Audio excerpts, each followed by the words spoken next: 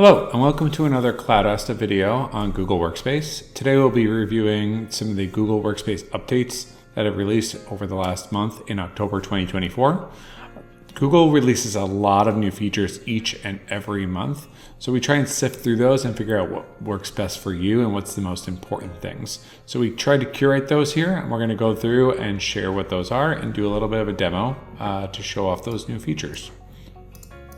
So the first one that will be used by most folks is Google Drive change. So filter chips are now more easily accessible in Google Drive. So you could just go into your search bar, start typing the word doc, and then you get that little chip that's up there, and you can click that chip and it will automatically apply that filter.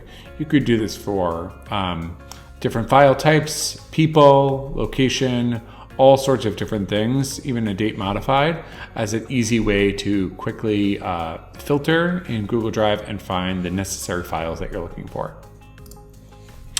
The next one is for Google Forms. So there's actually a new Forms question for you to add in there, and that's a rating.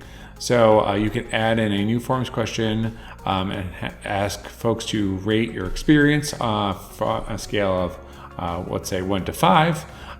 There's default of stars, but you also have some other options in there. We have a thumbs up and we have a heart. You could also change that scale if you don't want it to be 5 to be something different.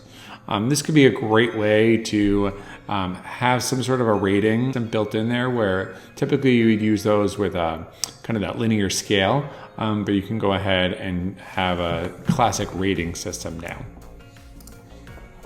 The next one we'll demo a little bit, but just to give you a glimpse, document tabs is a big thing that came into Google Docs recently as a way to provide some better ways to organize your docs. This is a pretty huge release for Google Docs because it really does make docs a lot more robust and powerful. Thinking about the different tabs that you have within Sheets, that's essentially what's happening here within Docs. It's a way for you to organize something. So you can see in this example, there's this project overview as a tab. We have research as a tab. There's meeting notes as a tab. And it's all right within this one document. So think about, you have that ongoing committee meeting that you have got different documents for each of the meetings. Maybe you just have one document but different tabs for each of those meetings. That's something that I'm starting to do, and I think it's a great change. We'll demo a little bit what this looks like just to get started. I'm going to hop over to a doc here. And on this doc, on the left side here, we have this document tabs. This is where the outline typically is. So by default, we hit this tab 1. If we just double click that, we can rename this. Right? So this could be project overview. We'll add a project overview for implementing Google Docs at my organization. We'll just have a little stock language in here so you can see what that looks like. I'm going to put this here. Great. Insert. And then we're going to make a new tab. And let's call this one training. Okay, and then we can go ahead and put some training here.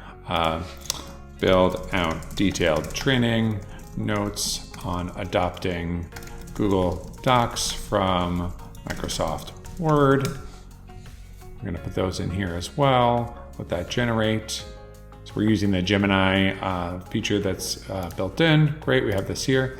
And then if I want, I can even make these a little bit more interesting. I could add a little emoji icon to these. Right, so we could be a little silly here and put a train for training.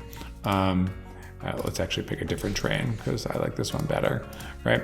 And you could even add some other feature, functionality here with this, where you can take this tab, you can move it around, or if you hover over it, you can make it so it's indented within that tab, that document tab, just like a header. So that way, if you have training for, this could be for first session, and then you have another one for second session, which we can click and drag and put it within there as well. And then those are easily collapsible. So now that we have these tabs, we can toggle between all of these different spots and see lots of different content within Google Docs that are in these different tabs. So there's lots of possibilities, lots of ways to do things. You also can just quickly add a sub-tab, delete, duplicate, rename, add emoji. You could copy the link directly to a tab. You could show an outline, you can move it up, you can move it around. There's lots of different things right from this menu bar. Unlike some of the features that get rolled out in Docs or in Google Workspace that are really simple at first and then they add on to them, this tabs in Google Docs is really built out already right from the start, which is very cool. All right, let's jump back over here and some other options or other updates that have happened. So video messages are now available in Google Chat. So you can go ahead and record a short video right within Google Chat and send it to your space or to your chat. That way, if you need to really convey something with that personal touch of a video, you can go ahead and add that video message in there. Just like voice messages that existed once, now you have video messages as well. Another thing is in Google Slides. This is a really cool one. I'm really excited for this because I think it's something I'm going to use all the time.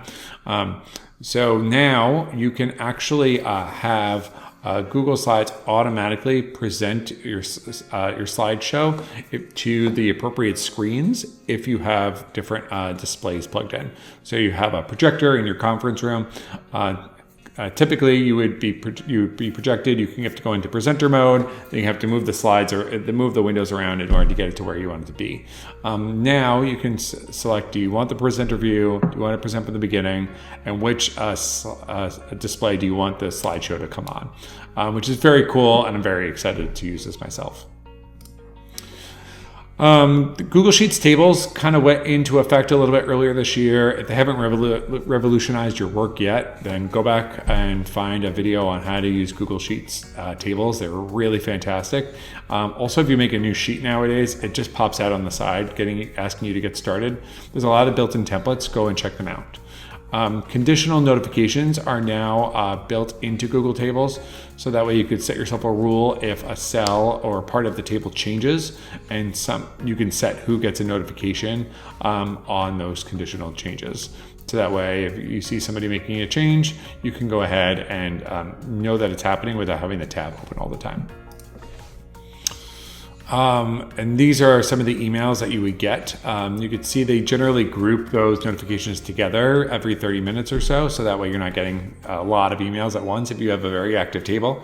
And you can see what this is. So this is an example of a tracker, right? So where something's going from a status from something to completed and then not started to in progress.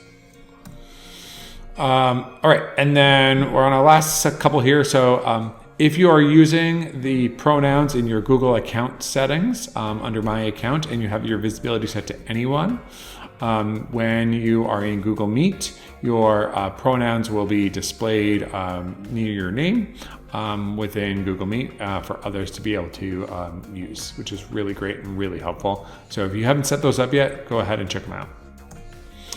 And our last one here is preview summaries of unread conversations in Google Chat. And Gemini is helping us out here.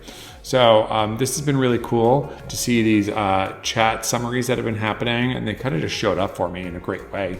Whether it's for a space that you're a part of or even just for some messages with a couple people, you can get a quick summary of things that have happened since you last visited that chat. So maybe there's 10, 15 back and forth messages that have gone on. Gemini is trying to summarize those for you into a couple of bullets or even just a little bit of a blurb so you know what's going on. Obviously, you can go back and read that whole chat, but this way you get a quick sense of what's happening, and you maybe even know if you even have to go back and read all those messages or not.